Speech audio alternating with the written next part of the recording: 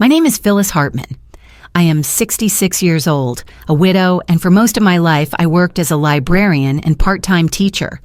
I lived a quiet existence, filled with books, small community events, and the kind of steady routines that keep a woman grounded after loss.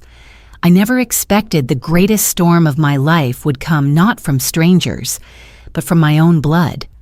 Not long ago, I inherited $10 million from my late sister, Eleanor. She had no husband, no children, only her work as a researcher and her loyalty to me. That inheritance was meant to be her final gift, not just of money, but of trust. Yet only days later, I found myself in a hospital bed after a car accident that left me broken and dazed. And while I lay there, bruised and stitched, my son never came to visit. His wife laughed when she heard I was still breathing, and he dismissed me with words that cut deeper than any wound. No time for a useless old woman. Days later, they returned with a lawyer, eager to take everything. What they didn't know was that I had already set my plan in motion. That moment, lying in bed, hearing their voices at the door, I realized something important. Silence could be sharper than a scream, and patience could become the deadliest trap. If you stay with me, I will tell you exactly how I turned their cruelty back on them, and why sometimes the quietest revenge is the one that changes everything. Before I begin, may I ask you for something small? If this story touches you, if it makes you think of your own family, I'd be grateful if you stayed until the end and shared your thoughts.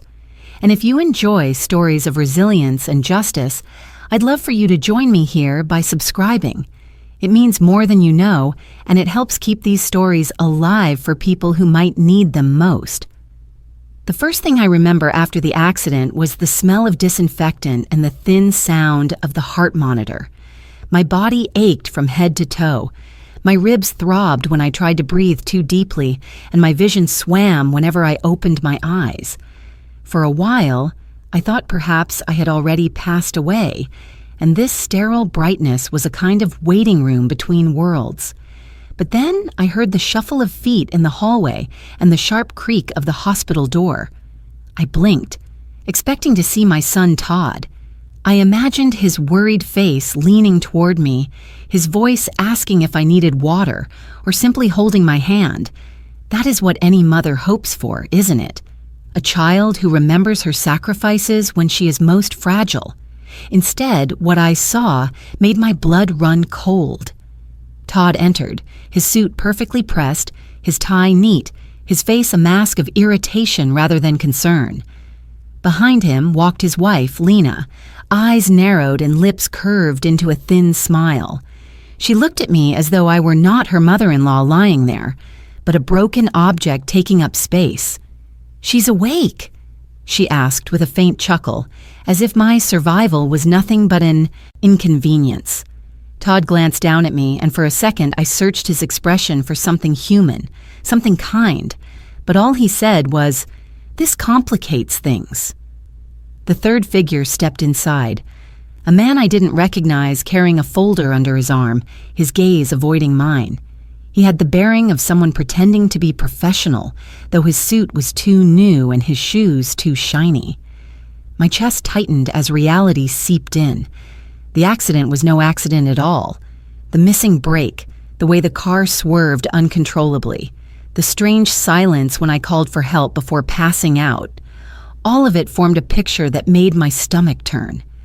Todd had already told the bank and some of our distant relatives that I was gone, dead, as though I were nothing more than an entry to be erased from the ledger of his ambitions. I wanted to speak, to scream, but my voice cracked and barely carried. The man with the folder shuffled papers as Todd moved closer to my bed.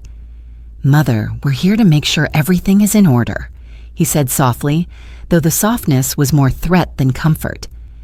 I noticed Nurse Gracie hovering near the door. She was young, perhaps in her 30s, with dark hair pulled back and eyes that betrayed both fear and loyalty. She met my gaze for a flicker of a second, and in that silent exchange I felt something stir. Someone was watching, Someone was still on my side. Dr. Rayner, my attending physician, entered shortly after. His presence forced Todd and Lena to smooth their sharp edges, to pretend to be dutiful children and caring in-laws. But I saw behind the performance. I saw the hunger in their eyes, the same hunger that had destroyed countless families when money entered the equation. My body was frail, but my mind was not. And while they thought me cornered, unable to resist, I knew one thing. I still had the strength to fight back. Not with fists, not with shouts, but with patience, with planning and with silence that would speak louder than their lies. Lying there, I realized this was no longer just about me. It was about Eleanor, about the trust she placed in me with her life's work, her fortune, her legacy. It was about little Evie, my granddaughter, whose innocence I refused to let be crushed under her parents' greed. And it was about every woman who had been dismissed as useless once her hair turned gray. They thought I was finished, but they were wrong. My story was only beginning, and so was my trap. When I close my eyes in that hospital bed, memories of my sister Eleanor come back to me like soft waves against a shore. She was older than me by 7 years, and in many ways she was more like a second mother than just a sister. Eleanor never married, never had children of her own. She devoted her life to research, quiet, meticulous, and often lonely work. But beneath her seriousness was a heart that understood me better than anyone else ever could. I remember the smell of her old study, stacked with journals and the faint aroma of tea she always left half-finished on her desk. She used to tell me that knowledge was a form of wealth no one could steal. And yet, in the end, she left me something far more tangible. She left me $10 million, the sum of her life savings and investments, carefully built over decades. When her attorney, Ms. Belle Navarro, first told me, I could hardly breathe. Belle handed me a sealed envelope, written in Eleanor's familiar script. Inside was a letter that shook me more than the news of the inheritance itself. "Make it mean something, Phyllis," she wrote in her firm but tender handwriting. "You are the only one who never demanded, never schemed, only showed up when I needed you. That is why this legacy belongs with you." At the bottom of the letter, in a small postscript, Eleanor had added something that at first seemed cryptic, but now rang in my ears like a warning. "Don't trust the charming ones. They're always the first to vanish." I didn't know then just how prophetic those words would be. Eleanor had been sick for months with pancreatic cancer. I was at her side during the last weeks, helping her sip broth, reading to her from the newspaper, holding her hand when the nights grew unbearable. Todd visited once. Lena never at all. They always had excuses, work deadlines, important dinners, things more pressing than family. Eleanor noticed. She said nothing, but her silence was an indictment sharper than words. When she passed, I stood by her bed, tears rolling down my cheeks, whispering a promise I intended to keep. I promised her that whatever she entrusted to me, I would honor it, not waste it, not let it be a curse.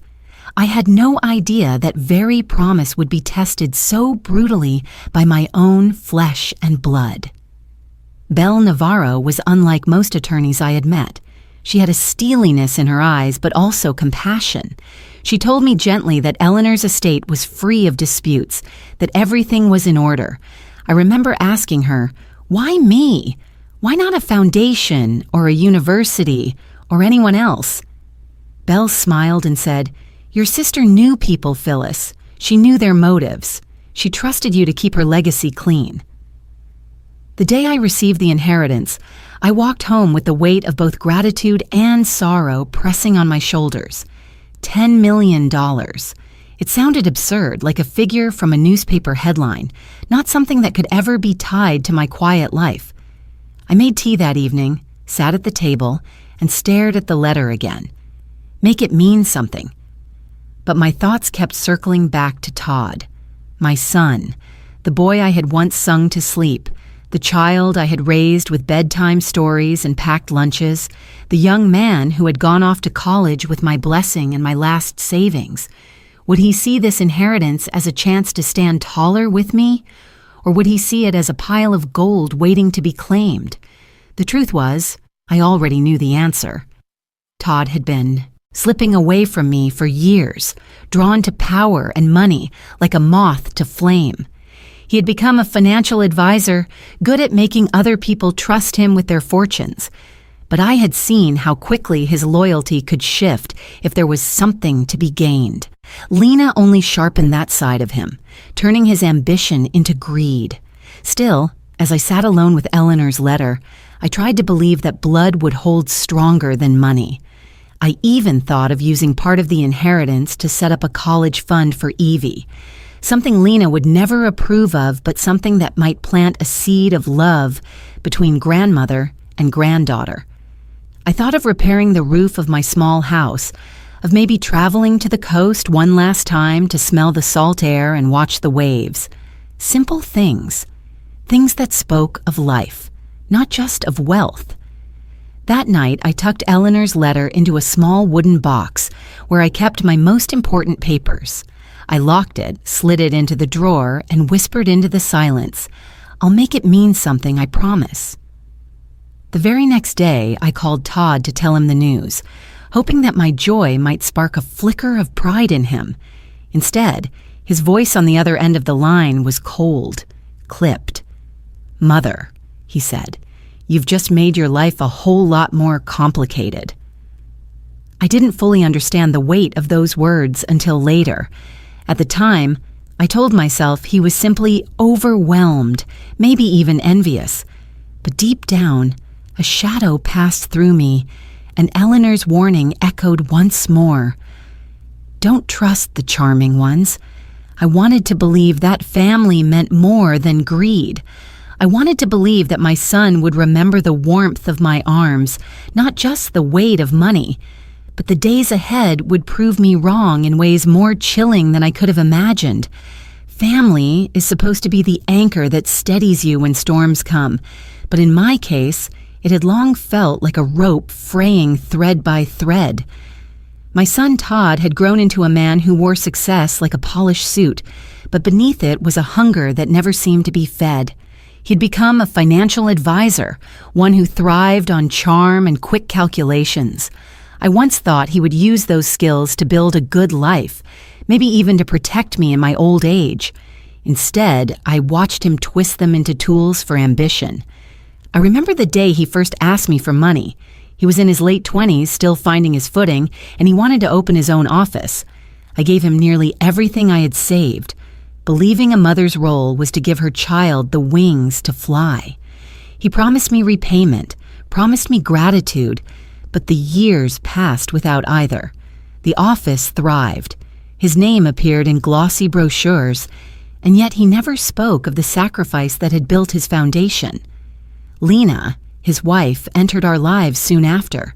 She was beautiful in the way that made rooms turn to look, with a sharp intelligence that quickly revealed itself as something colder, calculated, ambitious. Where I sought warmth, she sought control. Where I tried to nurture, she tried to cut down. Todd adored her confidence, perhaps because it shielded his own insecurities. To me, she was a constant reminder that my place in my son's world was shrinking. There were small moments that showed me exactly where I stood. One autumn afternoon, I brought a box of books for Evie, my granddaughter. She was only 6 at the time, already curious and bright, her little hands tracing the pages as I read to her. She drew me a picture with crayons, 2 stick figures, one tall with glasses, the other small with curly hair. At the top, she scrawled, "I love you, Grandma." My heart swelled, and I tucked it into my bag to treasure. But Lena saw it. She plucked the drawing from my hand, her smile stiff and her words sharper than the edge of paper. "Evie doesn't need this kind of sentiment," she said, tearing it in front of me before dropping it into the trash. "She needs to learn strength, not cling to weakness." The look in Evie's eyes haunts me still. Tears welled, but she didn't cry. She simply reached for my hand as if to say she understood, even if she couldn't put it into words. That moment etched itself into my soul, proof that even in the smallest heart, love can survive cruelty. Todd never defended me. He stood beside Lena, nodding, as though her harshness was simply truth. I learned then that silence could be just as cruel as words. Our dinners together became fewer, and when they did happen, conversation turned to investments, properties, and clients. Todd spoke of wealth as if it were the only language worth learning. Lena corrected me if I forgot a term, made jokes about my old-fashioned habits, and never missed a chance to remind me that I lived in a modest house while they lived in a sleek, modern home with polished marble floors. Still, I clung to hope. I told myself that beneath the ambition and the arrogance, Todd was still my boy. I remembered him running across the yard with scraped knees, begging me to read him one more bedtime story. I remembered the warmth of his small body curled against me when thunderstorms rattled the windows. I told myself that love like that didn't vanish. It only got buried. But with each year, the distance grew wider. He stopped calling unless he needed something. Lena discouraged Evie from visiting, saying the drive was too long or that their schedule was too packed. I often sat by the window with a pot of tea cooling beside me, waiting for a knock that never came. It was during one of those long evenings, staring at the shadows lengthening in my quiet house, that I admitted to myself the truth. I had raised a son who measured life in gains and losses, who saw love as weakness, who had forgotten the roots that had nurtured him. Yet I refused to let despair consume me. I poured my energy into the small rituals that kept me grounded, tending the garden, reading at the community library, writing letters I never sent. Perhaps these were acts of survival more than hope. When I told Todd about Eleanor's inheritance, his reaction didn't surprise me. It wasn't gratitude or even curiosity. It was calculation. His eyes narrowed, his voice grew cold, and I could almost hear the gears turning in his mind. For him, it wasn't a gift to celebrate, but an opportunity to seize. That is when Lena's words returned to me, the ones she had spat out months earlier during an argument about Evie. You're not leaving her any morals, only weakness.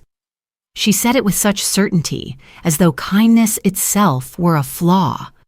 Those words stung, but they also sparked something in me. If Lena believed my compassion was weakness, she had underestimated me. Because strength does not always roar. Sometimes, strength is the quiet refusal to break, the decision to stand firm when everyone expects you to crumble. And though they didn't yet know it, I was not a woman who would surrender easily. Eleanor's gift was not just money. It was a call to arms, a final request to live with honor. And for Evie, for myself, and for the sister I loved, I intended to answer that call. The morning I left Belle Navarro's office, the autumn air felt sharper than usual, as if the world itself sensed the storm that was about to break. Belle had explained the details of Eleanor's estate with her calm, measured tone. Everything was secure, she said, and I was now the sole beneficiary. She pressed the envelope with official documents into my hands, her eyes steady. Guard this carefully, Mrs. Hartman. Your sister trusted you above all else. I nodded, clutching the papers like a shield, though I didn't yet know how badly I would need one. On my way home, I decided to call Todd. I wanted, foolishly perhaps, to share the news with him, hoping he might find joy in knowing his mother had been given a chance to live comfortably. Maybe he would even be proud that Eleanor had thought me worthy of such trust. When he answered, his voice was brisk, distracted, as if I had interrupted some important negotiation. Mother, he said after I told him about the inheritance, do you realize what you've done? You've just made your life a whole lot more complicated. His words landed like a stone in my chest. I tried to brush it off, to remind myself he was under stress. Todd, this could mean something good for all of us. Security for the future, for Evie. He cut me off. Stop. Don't bring Evie into this. You need to think carefully before you make mistakes you can't undo. I sat in silence, the phone heavy against my ear. His tone was not just cold, it carried a warning. When we ended the call, I found myself staring at the papers in my lap, Eleanor's words echoing in my mind, "Make it mean something." Half an hour later, I was driving along the winding road that curved down the ridge near my neighborhood. The air smelled of damp earth after an early rain, the pavement still slick. I remember adjusting the radio, one hand on the wheel, the other resting on the seat where I had placed Eleanor's old watch. She had worn it every day, the face scratched, the leather band soft with age. When she passed, Belle had handed it to me, saying it was the only personal item Eleanor had insisted I keep. That watch was the last thing I saw before the world turned upside down. As I pressed the brake to slow for the next curve, nothing happened. My foot slammed against the pedal, but the car did not respond. Panic surged through me. I tried again, harder, the muscles in my legs straining, but the brakes were dead. The car lurched forward, faster, as the wet asphalt glistened under the dull sky. "God, no," I whispered, gripping the wheel, fighting to control the skid. The guardrail rushed toward me, the tires screamed, and the car jolted violently. My body slammed against the seatbelt, pain tearing through my chest. I heard the sickening crunch of metal, the shatter of glass, and then the faint clatter of Eleanor's watch as it tumbled to the floor. Everything blurred. The world spun in dizzying silence, then went dark. When I opened my eyes again, I was lying on a stretcher, the sterile brightness of the hospital ceiling above me. Voices floated in and out, clipped phrases, "Lost control," "Wet road," "Lucky to be alive." But I knew. Somewhere deep in my gut, I knew this wasn't luck. Later, Officer Lynn, the traffic officer assigned to my case, stopped by to ask a few questions. His notepad was neat, his demeanor professional, but there was something in the way he lingered over his notes that told me he suspected more than he was saying. "Mrs. Hartman?" he asked gently. "Had your car shown any problems with the brakes before?" "No," I answered, my voice still hoarse. "It was serviced just last month." He nodded, his eyes narrowing slightly. "Interesting. The road cameras in that section weren't functioning at the time. That's unusual. We'll be conducting a full inspection of your vehicle. I'll keep you updated." When he left, a chill ran through me. The missing camera, the sudden failure of brakes on a car recently serviced, it was too much to dismiss as coincidence. I thought of Todd's words, that sharp warning in his voice, and my stomach knotted. A mother doesn't want to believe her own child could plot against her, but the signs were stacking like bricks around me. And I remembered Eleanor's letter, the quiet plea hidden in her postscript. Don't trust the charming ones. They're always the first to vanish. That night, as the sedatives wore off and the pain pressed in, I stared at the ceiling and replayed the sound of that watch falling to the floorboard. It was almost as if Eleanor herself had been there with me, a reminder that her gift came with responsibility, not just comfort. Somewhere deep inside, a flame flickered. I would not let my sister's trust or my own life be crushed beneath the weight of greed. Whatever this was, accident or design, I would not go quietly. The first 5 days in the hospital blurred together, stitched with the steady beep of machines and the ache in my bones. I drifted in and out of shallow sleep, waking often to the sterile light and the faint footsteps of nurses in the hallway. Each morning I told myself Todd would appear. Each afternoon I convinced myself he was just delayed. By the 5th night, the truth settled like a weight on my chest. My son had no intention of coming. No flowers, no phone calls, no message asking if I needed anything. It was as if I had slipped out of his life completely. In fact, when I reached for my phone on the 2nd day, I found it nearly empty. Contacts deleted, recent calls erased. My heart pounded. At first, I thought I was confused that the accident had scrambled my memory, but the phone was wiped clean, deliberately. Nurse Gracie was the one who noticed my unease. She was efficient, steady, the kind of nurse who never rushed through a task. On the third night, as she checked my IV line, she leaned closer and whispered, "Mrs. Hartman, did you have anyone visit yesterday evening?" I frowned. "No, why?" She glanced toward the door before answering. "I saw someone slip into your room after the evening shift. I thought it was family, but they didn't sign in at the desk. When I came back a few minutes later, they were gone." The words chilled me. I searched the room with new eyes. The nightstand drawer slightly ajar, the cabinet lock scratched. My skin prickled. Someone had been there, not to comfort me, but to take something. The next morning, I asked the hospital staff for a printout of my recent bank activity. It took hours of calls and insistent requests, but when the papers finally arrived, my hands trembled as I flipped through them. Nearly $300,000 had been withdrawn in a series of transfers I hadn't authorized. I gripped the sheets until they crumpled. Todd's voice from that last call echoed in my ears. "You've just made your life a whole lot more complicated." Later that day, Dr. Rayner came by. His presence was calm, a counterweight to the storm brewing in me. He adjusted the monitor and said gently, "Your recovery is going well, Mrs. Hartman, but I need you to tell me if you're under any unusual stress. Sometimes healing depends on more than the body." I wanted to scream the truth at him, to pour out every suspicion boiling inside me, but something held me back. Trust needed to be rationed carefully now. Instead, I gave him a tight smile and said, "Stress finds us all eventually, doesn't it, doctor?" Still, I saw his eyes linger on me, thoughtful, as if he knew there was more I wasn't saying. That night, I couldn't sleep. The shadows stretched long across the ceiling, and every creak of the building made my pulse race. Around midnight, the door clicked softly. I held my breath, pretending to sleep. A shape moved in the dim light, crouching near the cabinet. My heart pounded so hard I feared it would betray me. Before I could react, the hallway light snapped on, and Mr. Huckley, the night guard, appeared. "Hey!" he barked. The shadow bolted, footsteps pounding down the corridor. Huckley gave chase, but the intruder vanished before security could catch them.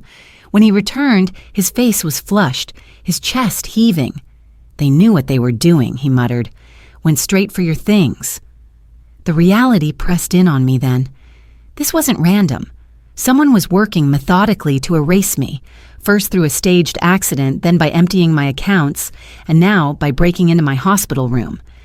Gracie stayed by my bedside after that incident, her jaw set with determination. "Mrs. Hartman, I don't know what's going on, but you're not alone," she said softly. Her words were like a thread pulling me back from the edge. For the first time, I began to see the outlines of a plan forming, though faint and fragile. If they thought I was helpless, maybe I could use that against them. But for now, all I could do was gather strength, watch, and wait. By the fifth dawn, I no longer expected Todd to walk through the door. That hope had died quietly sometime in the night, replaced by something colder and sharper. My son had chosen his path, and it led away from me. I stared at the blank hospital wall, my pulse steadying. If they believed I was powerless, they would soon learn how wrong they were. By the sixth morning, I had almost grown used to the routine of sterile meals, vital checks, and the quiet hum of the machines. What I hadn't grown used to was the emptiness of my room, the constant reminder that I had been abandoned. That morning, however, the silence broke. The door opened with deliberate force, and in walked Todd and Lena. They were dressed impeccably, as if they had come from a board meeting rather than to see an injured mother. Todd carried a thin leather folder under his arm, and Lena's heels clicked sharply on the tile floor. Her smile was polite but not kind, the sort of smile that hides a knife behind it. Behind them trailed the man I had glimpsed before, the stranger with the too-new suit and the eyes that never quite met mine. He carried a stack of papers and introduced himself in a flat tone. "I'm Mr. Doyle, here to help ensure your affairs are properly managed." I felt my body stiffen. Something about the way he shuffled the papers, the lack of warmth in his voice, told me immediately this man wasn't who he claimed to be. Todd moved closer to my bed, speaking in a tone that was falsely soothing. "Mother, you've been through a lot. We know how exhausting this must be. That's why we've brought some documents. It's just to help ease the burden on you. You won't have to worry about bills, property, or anything. We'll handle it all." Lena placed a pen on the tray by my bed. "All you need to do," she said smoothly, "is sign here. Then you can focus on getting better." My hands trembled slightly, but not from weakness. I reached for the papers slowly, pretending to glance over them. The top sheet looked official, with seals and dense legal wording. But as my eyes traced the lines, my stomach dropped. This was no simple convenience form. It was a power of attorney granting Todd and Lena complete control over my finances, my estate, my decisions. I lifted my gaze to them. This says I give you authority over everything." Todd waved a hand as if brushing off a minor detail. "It's just a formality. You're in no state to manage these things. Courts require clarity. It's for your own protection." I looked at Lena. She leaned closer, lowering her voice so only I could hear. "Then maybe next time, we won't ask nicely." Her lips curved upward, her eyes gleaming with menace. The threat was so casual, so intimate, it chilled me more than if she had shouted. I placed the papers back on the tray with deliberate care. "No," I said softly. My voice did not rise. It didn't need to. "I will not sign." Todd's face tightened, the charming mask slipping for a moment. He leaned in, his voice laced with irritation. "Mother, be reasonable. This is the only way to make sure everything is done correctly." "No," I repeated, firmer now.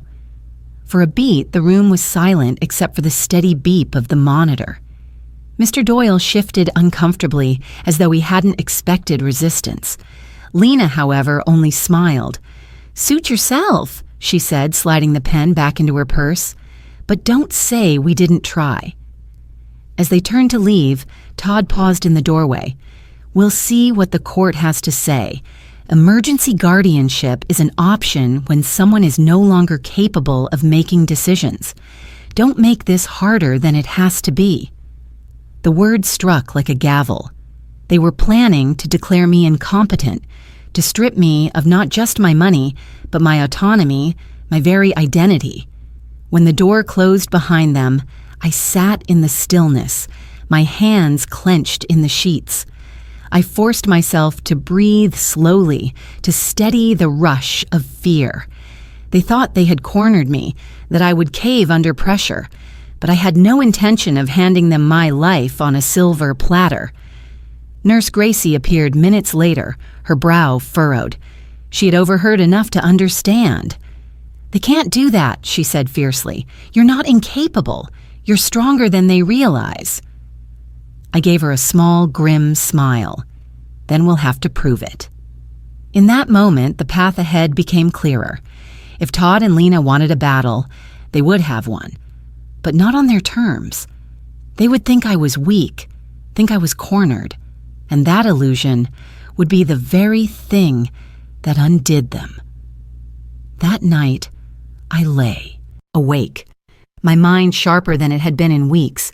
My body ached, but my spirit burned. They believed my silence meant surrender. They would soon learn it meant strategy. The night after Todd and Lena left with their fake lawyer, I stared at the ceiling, unable to sleep. The fluorescent light above the bed hummed softly, and every sound in the hallway sharpened my awareness. I knew I couldn't outmuscle them, couldn't shout loud enough to win. But I could think. I could plan. Nurse Gracie entered quietly to check my vitals. She noticed my eyes wide open. You didn't close your eyes once tonight? She said softly. I can't, I whispered back. If I let them corner me, I'll lose everything. Not just the money, my dignity, my granddaughter. Gracie hesitated, then leaned closer. I believe you, she said, and I think I can help. From her pocket, she pulled out a small phone. This isn't logged by the hospital system. If you need to make a private call, use this. No one else will know. I took the phone with trembling fingers. The trust she placed in me was a lifeline. Thank you, I whispered, my throat tightening. That night, with the ward quiet around me, I dialed a number I had memorized from the day Belle Navarro gave me Eleanor's letter. My sister's attorney answered after 2 rings, her voice steady and low. Mrs. Hartman? Yes, I said. It's time we talked. Belle arrived the following morning, disguised as a family visitor, her hair tucked under a scarf, glasses perched on her nose. To anyone else, she looked like an ant dropping in with flowers. But when she sat by my bed, her eyes carried the weight of someone used to battles fought on paper and in courtrooms. You're right to be cautious, Belle said after I explained what had happened. They can't win unless you let them, but we need evidence. Proof that they're not acting in your best interest. Gracie stood quietly by the door, keeping watch. For the first time in days, I didn't feel completely alone. How? I asked. Belle's answer was simple. We set the stage. We let them reveal themselves, and we record every step. The plan unfolded in hushed tones. Small cameras could be installed, hidden in plain sight. Signatures could be tested against Eleanor's original documents to prove forgery. A financial trail could be traced to show withdrawals and offshore transfers. Your silence will be your greatest weapon, Belle said. They think you're weak. Let them think so. Gracie nodded. I can help with placement of cameras. I'll keep watch when they visit. I felt my chest tighten, not from fear this time, but from the realization that I wasn't fighting alone anymore.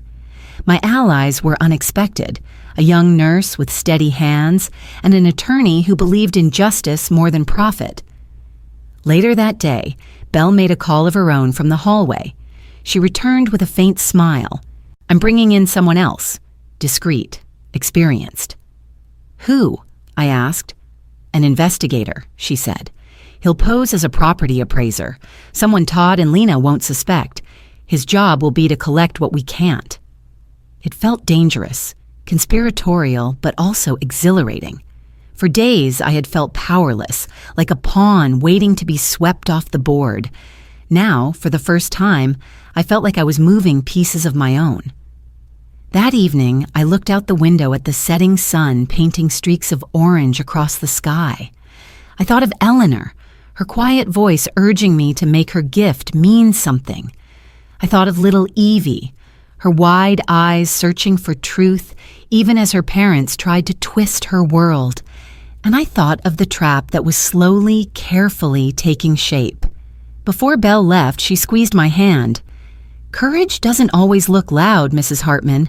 Sometimes it's the patient kind, the kind that waits until the right moment. I nodded. I can wait. That night, as Gracie checked the monitors one last time, she whispered, You're stronger than they know. Let them underestimate you. It will be their mistake. I closed my eyes with a strange calm settling over me. The fear was still there, but now it had a companion. Resolve. The storm was far from over, but at least I wasn't standing in it alone anymore. The following days passed like a play, where I had been cast in a role I never thought I would perform. I let my movements slow, my gaze wander, and my speech falter just enough to seem uncertain. Every sigh, every confused glance was deliberate. It was not easy. Pride has a way of resisting disguise, but survival demanded I look weaker than I felt.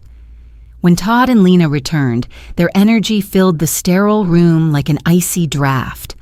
Lena perched at the foot of my bed, her smile sharp, her eyes glittering with calculation. Todd set his briefcase on the tray as though the hospital was his boardroom. Mother, he said, softening his voice in a tone meant for investors rather than family. "We're worried about you. You've been through so much. It's only natural that things might be slipping." I tilted my head slightly, blinking as if his words took longer to reach me. "Slipping?" I repeated, letting my voice wobble.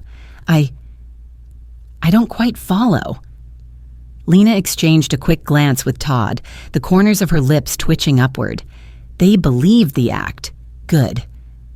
As they began talking about taking care of the estate, I let my eyes drift, pretending to lose focus. In truth, I was listening intently. Every word mattered. Todd spoke of liquidating certain assets and expediting transfers. Lena added details about a property she had already lined up for buyers. I caught the words before the paperwork clears. I felt my stomach twist, but I kept my face blank. A camera hidden in the clock on the wall captured every second. Belle had arranged it, and Gracie had installed it with quiet precision. "Of course," Lena continued, smoothing her skirt, "we'll make sure you're comfortable. This isn't about money, it's about doing what's best for the family." I let a faint smile touch my lips, slow and uncertain. "Best for the family," I echoed. "Yes, of course." The way she leaned back, satisfied, was all the confirmation I needed. Then it happened. In her eagerness, Lena turned toward the man Belle had sent, the investigator posing as a banking specialist. He stood quietly in the corner, clipboard in hand, a professional mask on his face. Lena mistook his silence for compliance. "She's nothing but an obstacle," she muttered under her breath, her tone sharp, forgetting herself. "Once this is done, we'll finally have full control." The words cut like a blade, but I did not react. Instead, I blinked slowly, as though I hadn't heard. Inside, my heart pounded with grim satisfaction. Their arrogance was handing me exactly what I needed. Todd cleared his throat, giving Lena a look, but it was too late. The sentence hung in the air, caught on camera, recorded in crisp detail. I adjusted my blanket, my hand shaking just enough to sell the illusion of frailty. "I'm tired now," I whispered. "Perhaps we can talk later." Todd leaned down, patting my hand in a gesture so false it made my skin crawl. "Rest well, Mother. We'll handle everything. You don't have to worry." When they left, the investigator caught my eye for the briefest moment. He gave a slight nod, confirming he had heard, confirming the trap was tightening. As the door closed, I let out the breath I had been holding. Gracie slipped in minutes later, her eyes bright with determination. "It worked," she whispered. "Every word was recorded." I sank back into the pillow, exhaustion washing over me. Acting weak was harder than I had imagined. It went against every instinct honed from years of independence, years of raising a child alone. But tonight, my silence and my frailty had become weapons sharper than any blade. In the stillness, I thought again of Eleanor. She had always said I underestimated myself, that I carried more steel in me than I admitted. Perhaps she had known all along that one day I would need to draw on it. The night stretched long, but for the first time, I didn't feel crushed under its weight. A plan was in motion, and Todd and Lena, blinded by greed, had just played their parts perfectly. That night, the hospital room was unusually quiet. Even the machines seemed to hum softer, as though they too were holding their breath. I couldn't sleep. My mind replayed the events of the day, Lena's careless words echoing again and again. I turned onto my side, staring out the window where the city lights flickered faintly, distant and indifferent. When I couldn't bear the silence any longer, I whispered, "Gracie, are you still there?" She'd promised to check in through the night, and sure enough, her figure appeared in the dim light. She pulled a chair closer to my bed. "Couldn't sleep?" she asked gently. I shook my head. "My thoughts won't leave me alone." She folded her hands in her lap, waiting, and slowly I began to speak of something I hadn't shared in years. "Do you remember a man named Mr. Thorne?" I asked. Gracie tilted her head. The name sounds familiar. He used to be my neighbor, widower. We'd play chess on the porch in the evenings. He had a rose garden that stretched along his fence, the kind that filled the air with sweetness in summer. My voice softened with memory. He was a kind man, but he trusted too easily. His own daughter tricked him while he was sick. She brought him papers to sign, papers she said were for his medical care. In truth, they transferred his home into her name. By the time he realized, it was too late. She sold the house, emptied the accounts, left him with nothing. Gracie's eyes widened, sadness flickering in them. What happened to him? He moved into a small apartment across town. I visited once, and he looked like a man whose soul had been scraped hollow. He said to me, "Phyllis, betrayal by your own blood doesn't just break your heart. It rearranges it into something you don't recognize."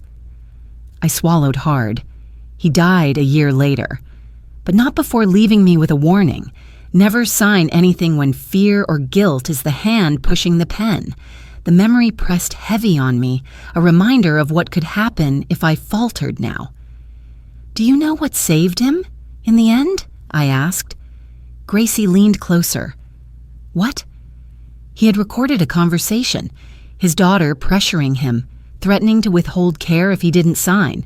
That recording became evidence. It didn't give him back his home, but it forced her to face consequences. It gave him some measure of justice. Gracie nodded slowly, the idea dawning on her face. So even when he felt powerless, his silence was not useless. He waited, he recorded, and when the time came, the truth spoke for him. "Yes," I whispered, "and that is what we must do now. Let them think I am too weak, too slow. Let them talk. Every word they drop is a stone in the wall we're building against them." The room fell into a thoughtful silence. Outside, a siren wailed faintly in the distance, then faded. After a while, Gracie smiled faintly. "You know, Mrs. Hartman, you're braver than most people I know. You've already survived so much. Maybe this is the moment your silence becomes your shield." I looked at her. This young nurse who had stepped into my life at the exact moment I needed an ally. "Or my sword," I said softly. Her eyes met mine, and in that quiet agreement, I felt a rare strength return. Later, when she left to check on another patient, I lay awake thinking not only of Mr. Thorne, but of Eleanor. My sister had left me her fortune, yes, but more importantly, she had left me her trust. I could almost hear her voice reminding me that money meant nothing without honor, that silence held its own kind of power if wielded carefully. I promised myself then that I would not become another Mr. Thorne, broken, emptied by betrayal. I would carry his story with me, not as a warning alone, but as a guide. The night stretched long. Shadows moved across the walls and the air grew cool. Still, I did not close my eyes. For the first time in days, my sleeplessness was not born of fear, but of resolve. I was waiting for the right moment, waiting for them to underestimate me again. And when they did, I would be ready. On the 6th morning, the air in my hospital room felt heavy, as if the walls themselves knew what was coming. I had begun to expect the visits only from Todd and Lena, sharp-edged encounters dressed in false smiles. But that day, the door opened gently, and I saw a small face peeking around the corner. "Grandma?" My breath caught. It was Evie. Her dark curls framed her cheeks, her eyes wide with both fear and excitement. Before I could speak, she rushed to my bedside, climbing carefully onto the chair next to me. Behind her stood Miss Carla, her former nanny, the woman I had once helped long ago when she was a frightened young mother with nowhere to go. Time had given her strength, but her eyes still carried the humility of someone who had never forgotten kindness. She pressed a finger to her lips and whispered, "We don't have much time. Lena doesn't know I brought her." Evie clutched a folded piece of paper in her tiny hands. She leaned closer, her voice barely above a whisper. "Daddy said you're gone, but I know you're not." She slid the paper into my palm with determination far beyond her years. I opened it carefully, my hands trembling. It was a drawing in bright crayons, me and her, hand in hand, standing under a large sun. Above us, written in uneven, shaky letters, "I love you, Grandma." Tears stung my eyes. I wanted to hold her forever, to tell her everything would be all right, but I could only manage a shaky smile. "You're braver than you know, Evie," I whispered. Carla placed a hand on my shoulder. "She's been asking for you. I couldn't stand by while they kept her away, and I need you to know something else. I've been watching, recording when I can. Phone calls between Todd and Lena, things I've overheard. I thought it might help." Her words struck me with both hope and sorrow. Hope, because she had risked herself to protect me. Sorrow, because it confirmed what I already feared. My son's betrayal ran deeper than I had imagined. "Carla," I said softly, "you could be putting yourself in danger." She shook her head firmly. "You once gave me a chance when no one else would. I'm only giving a piece of it back. Besides, I won't let Evie grow up believing cruelty always wins." Evie climbed onto the edge of my bed, curling against me with the innocence only a child can carry. Her warmth seeped into me, healing wounds no doctor could touch. "When can I come stay with you again?" she asked. I stroked her hair, hiding the ache in my chest. "Soon, my darling. Very soon." We didn't have long. The sound of footsteps echoed down the hallway. Carla stiffened, her eyes darting toward the door. "We have to go," she murmured. She helped Evie down gently, pressing a kiss onto her forehead before guiding her toward the exit. Before leaving, Carla turned back to me. "Hold on, Mrs. Hartman. You're not fighting alone anymore." The door closed and silence filled the room once more. But it wasn't the same silence I had endured for days. This silence was charged, alive, carrying the weight of a secret visit, a child's love, and a new layer of proof hidden safely away.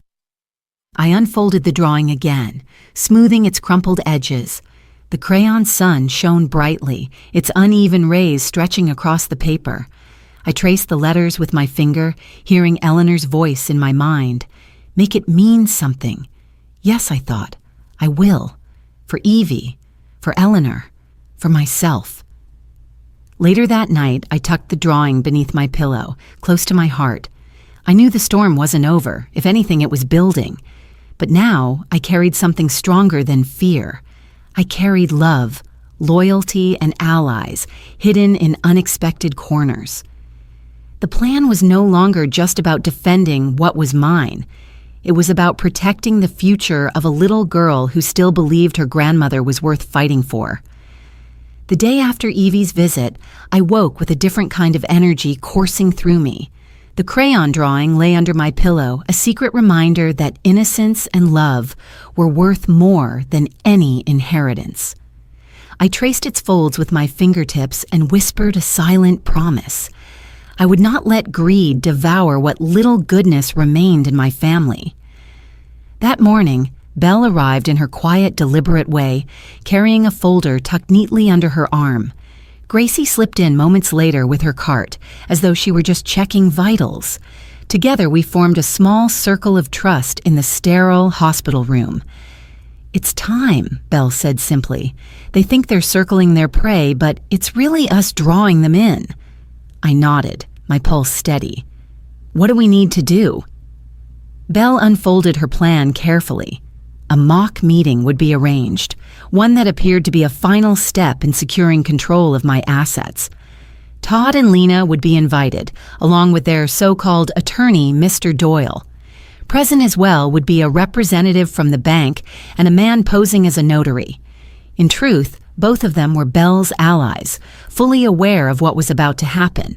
The room would be wired with cameras and recorders, each angle capturing the truth. "They'll believe they're winning," Belle explained. "That's when their arrogance will reveal everything." Gracie's eyes shone with fierce determination. "I'll help stage the room. I can keep staff from wandering in. No interruptions." I listened, my heart pounding with both fear and anticipation. The plan was bold, but it carried the weight of justice. If Todd and Lena thought I was fragile, they would walk straight into the net we had prepared. 2 days later, the stage was set. A conference room on the hospital's lower floor had been reserved. On the surface, it looked formal and sterile. A long table, neat stacks of paper, a potted plant in the corner. But behind the blandness lay every tool Belle needed. Micro cameras hidden in pens, recorders built into the clock, a watermark encoded into the documents that would trap Todd in his own signature. When Todd and Lena arrived, they carried themselves with smug confidence. Todd's suit was sharp, his tie immaculately knotted.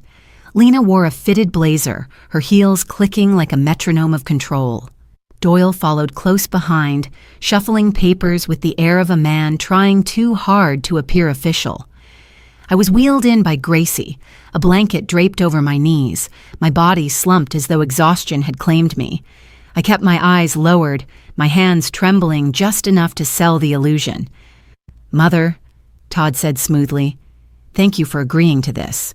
We know how difficult these matters can be in your condition." I lifted my gaze slowly, blinking as if confused. "Condition?" I murmured. Lena leaned forward, her voice sweetened with false sympathy. "You've been through so much. This is just to make sure everything transitions smoothly. You'll have no worries." The bank representative cleared his throat, playing his role perfectly. "We just need to confirm the authorization." He slid the papers across the table. Todd reached eagerly for the pen. As he signed, his voice carried the arrogance I had come to know too well. "Soon we'll have this all under control. She won't even have to think about it." Lena, careless in her confidence, added with a soft laugh, "She'll be out by next week. We'll have full control." The words hung in the air, crisp and undeniable. I glanced toward Belle, who sat quietly at the far end of the table, her eyes unreadable but steady. When Todd finished signing, the paper he placed back on the table looked ordinary enough, but Belle had marked it with a faint watermark, one that tied his false signature to evidence of forgery. "Is that all?" Todd asked, sliding the folder toward Doyle. Belle finally spoke, her voice calm and even. "That will be sufficient." In that moment, my heart steadied. They believed they had won, but the truth was already captured. Their words, their signatures, their greed, all neatly preserved in ways they could not erase. As Gracie wheeled me out, I let my head rest against the chair, my lips curving in the faintest smile. For the first time in weeks, I felt control returning, not loud or dramatic, but quiet, patient, undeniable. The trap was no longer an idea. It was real, and it was closing around them. The morning after the stage signing, I felt a subtle shift in the air. It was as if the storm clouds had gathered but were waiting for the perfect crack of thunder. Belle's plan had gone exactly as she predicted. Todd and Lena believed they had secured everything. Their overconfidence was beginning to grow so large, it filled the room before they even walked in. That afternoon, the door to my hospital room opened, and in stepped a tall man with salt and pepper hair and a clipboard under his arm. He introduced himself politely. "Mrs. Hartman, I'm Mr. Mather. I've been sent to conduct a property evaluation for the estate transition." His voice was calm, professional, carrying the sort of authority that immediately reassures.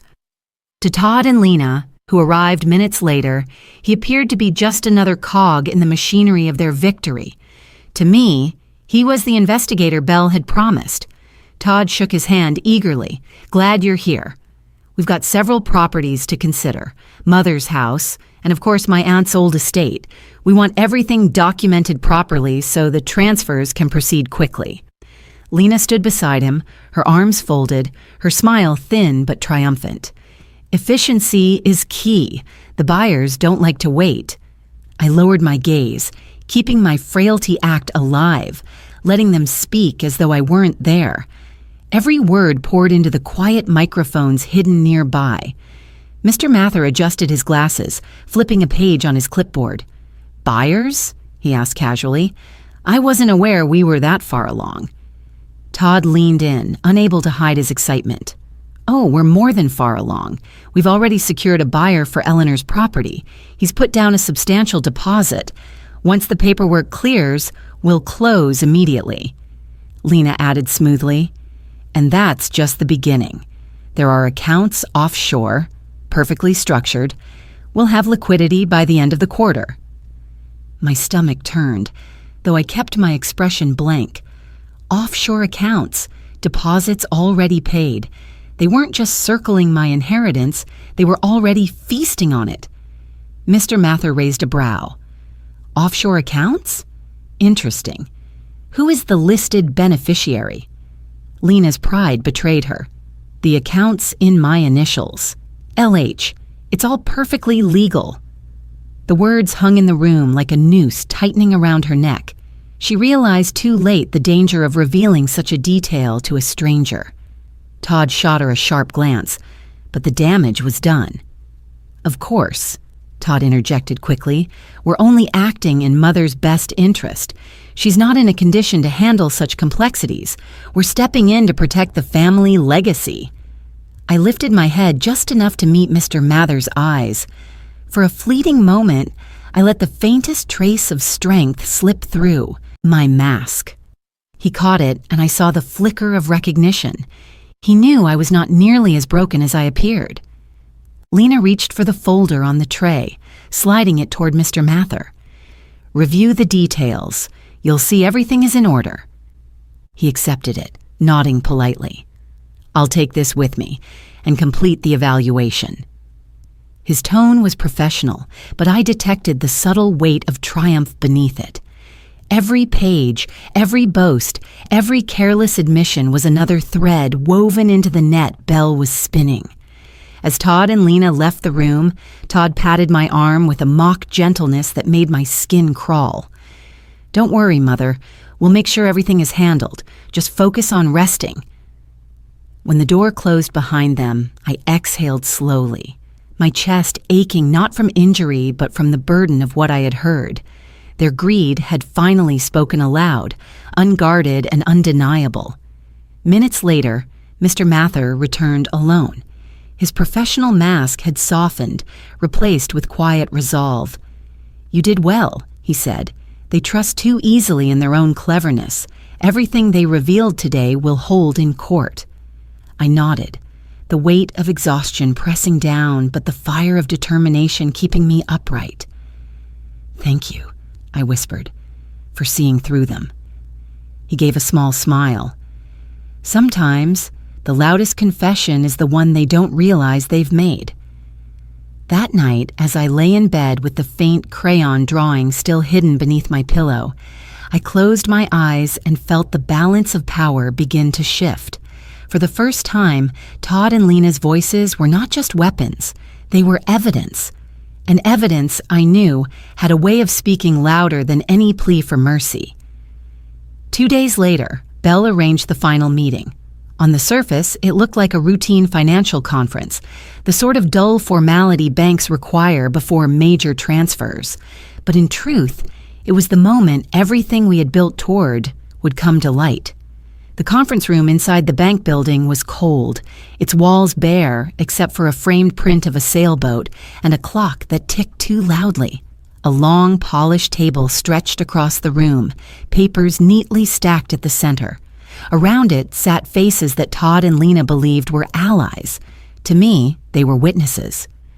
Gracie wheeled me in, her hands steady on the handles, her presence a silent reassurance. I sat with my blanket tucked across my lap, eyes lowered, playing the part of the weakened mother. But inside, I was steel. Todd adjusted his cufflinks as he settled at the head of the table, acting as though he were the rightful patriarch of this family legacy. Lena sat close, her smile tight, her eyes gleaming with the confidence of someone who thought victory was already hers. Doyle, the man posing as their attorney, shuffled nervously beside them, sweat beading at his hairline. The bank representative cleared his throat. "We're here to finalize the authorization for asset transfer." He opened the folder, sliding it across the table. "We'll need confirmation of signatures before proceeding." Todd picked up the pen eagerly. "Of course," he said, scribbling his name with the flourish of a man convinced the ink would seal his triumph. Lena leaned closer, whispering something about investments and timelines. Belle waited until the last stroke of ink dried before she rose slowly from her chair. Her calm voice cut through the air like a blade. "Before we proceed, there are matters that need clarification." Todd frowned. "What matters?" "We've already settled this." Belle lifted a small device and pressed a button. From hidden speakers, a recording filled the room. Todd's voice, smug and certain.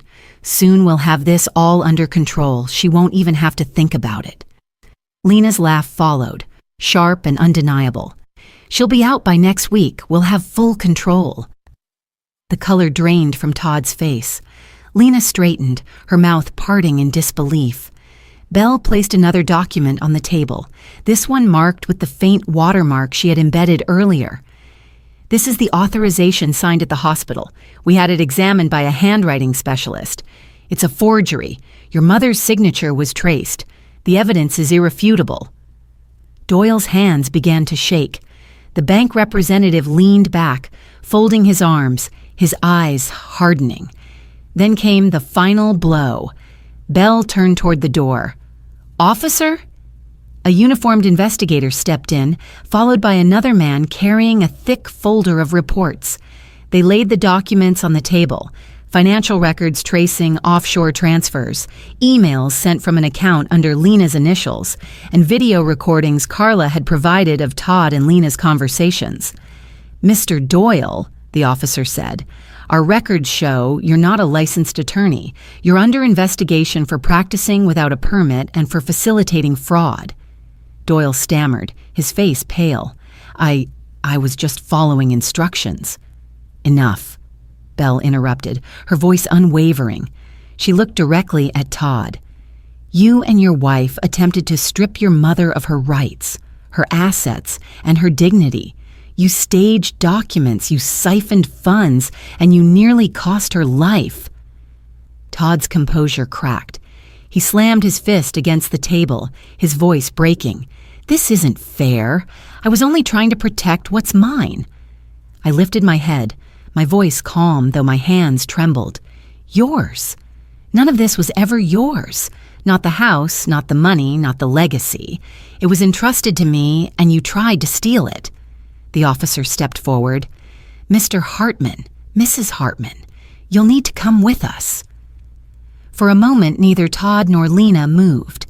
Then the reality set in. The handcuffs clicked, the sound echoing in the sterile room. Lena's face twisted with rage as she was pulled to her feet. Todd looked at me, his eyes wide, pleading, desperate. "Mother, please." I held his gaze steadily. My heart ached, but my voice stayed firm. "You made your choice, and now you'll live with it." As they were led away, the room seemed to exhale. The bank representative gathered his papers, nodding with grim respect.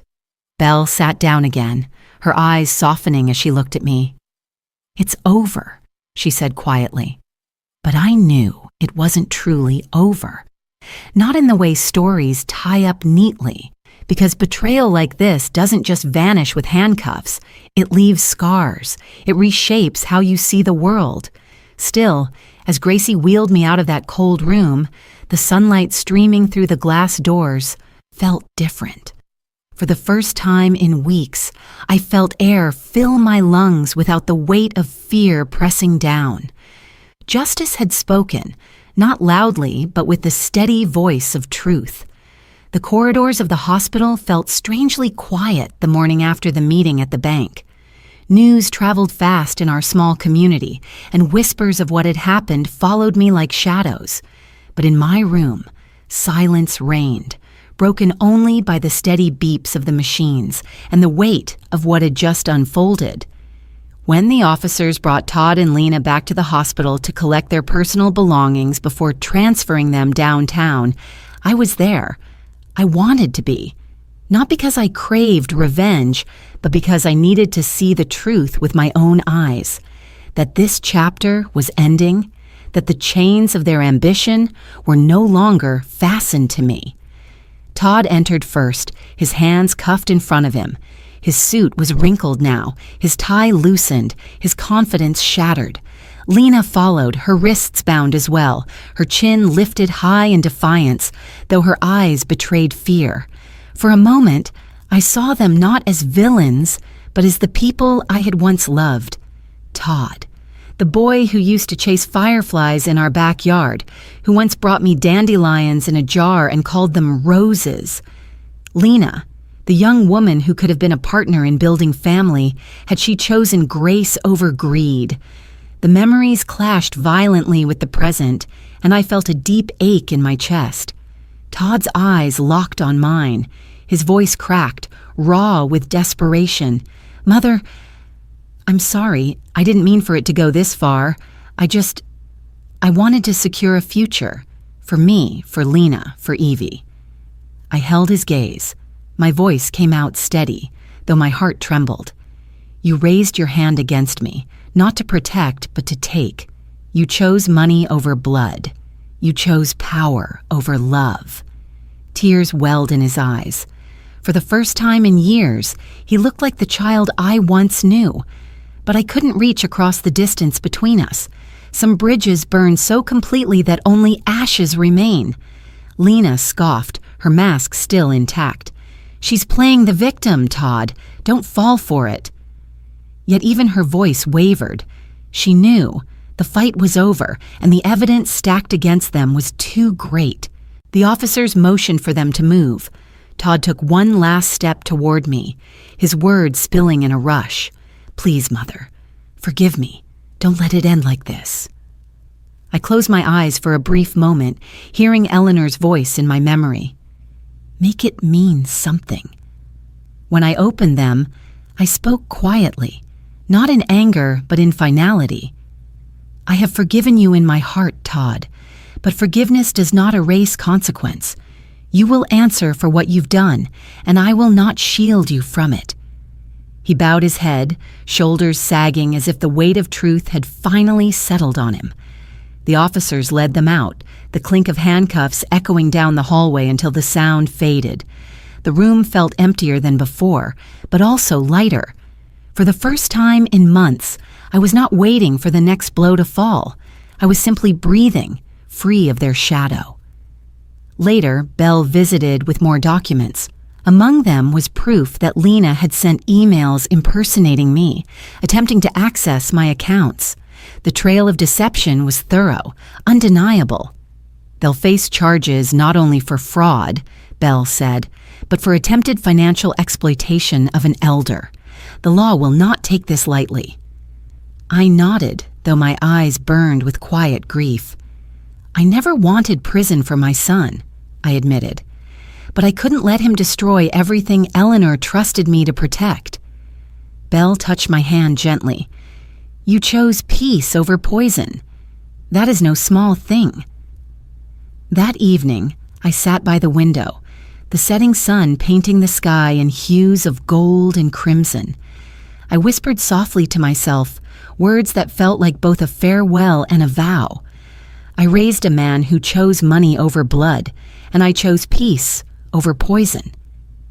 The ache in my chest didn't vanish, but it softened. Pain and peace lived side by side, like two threads woven into the same cloth.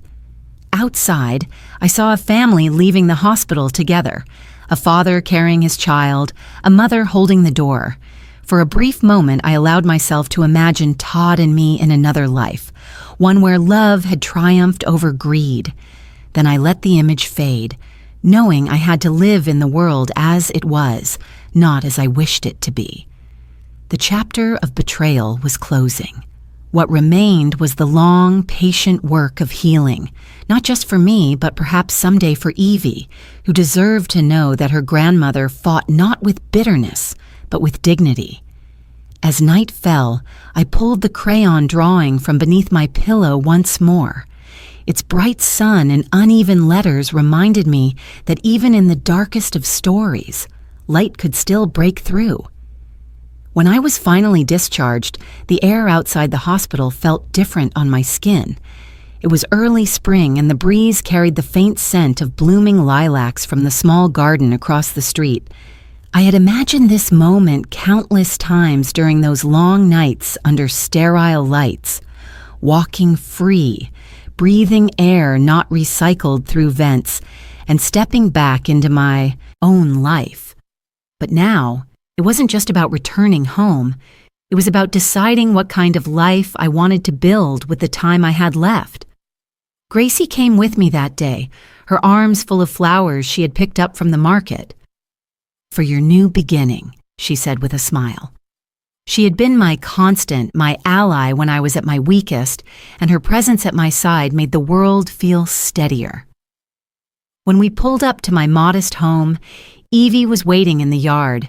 She ran toward me with the boundless energy only children carry, her laughter ringing like bells. Carla followed close behind, holding a basket of fresh bread. The sight of them, my granddaughter free to embrace me, and the woman I had once helped now helping me, was more healing than any medicine the hospital had given me. Inside, the house smelled faintly of dust and old books, but it was mine.